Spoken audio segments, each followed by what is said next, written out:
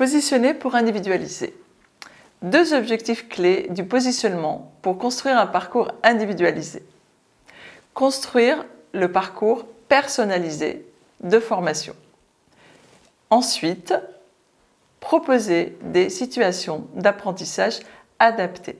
Voilà les deux objectifs clés du positionnement qui va donc précéder la construction d'un parcours individualisé. Pour effectuer ce positionnement, le formateur va utiliser deux types d'évaluation. Il va utiliser l'évaluation diagnostique et il va également utiliser l'évaluation pronostic prédictive.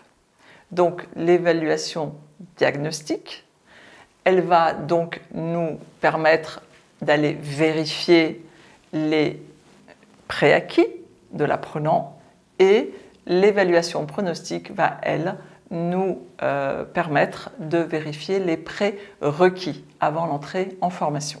Donc les thèmes explorés lors de ce positionnement vont être le projet, les motivations de l'apprenant. Donc on va parler avec lui de son projet professionnel en lien avec la formation. On va lui demander quelles sont ses motivations pour entrer en formation. Tout cela, je vous le rappelle ici, mais cela fait l'objet du chapitre « Mettre en œuvre un positionnement » que vous avez déjà étudié.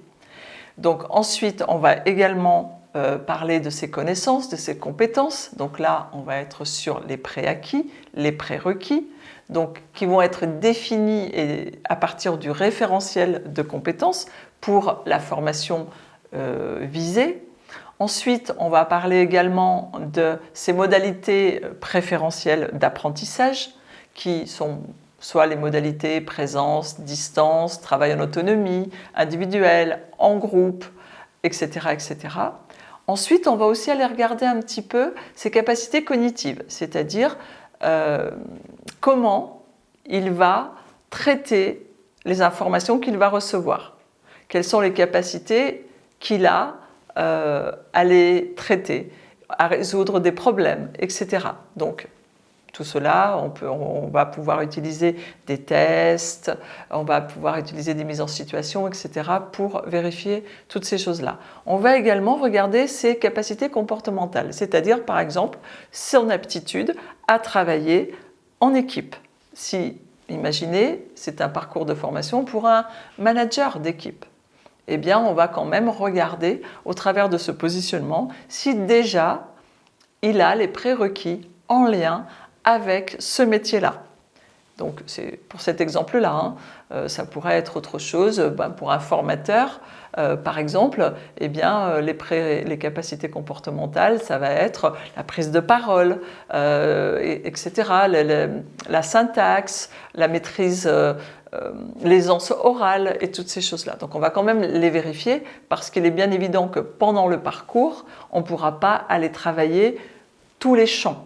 Donc il faudra quand même qu'il y ait déjà quelques prérequis. Donc tout cela, va se développer et va se vérifier au fur et à mesure du positionnement. Donc je vous rappelle que ça fait l'objet d'un cours complet et notamment nous avons déjà étudié cet aspect dans l'entretien de positionnement. Donc maintenant, nous allons voir, donc une fois que nous avons fait donc le positionnement, que nous avons donc construit le parcours individualisé à l'issue de ce positionnement avec donc l'apprenant lors de son entretien de restitution de son positionnement, eh bien, nous allons voir comment suivre ensuite son parcours individualisé. Donc, rendez-vous au chapitre suivant.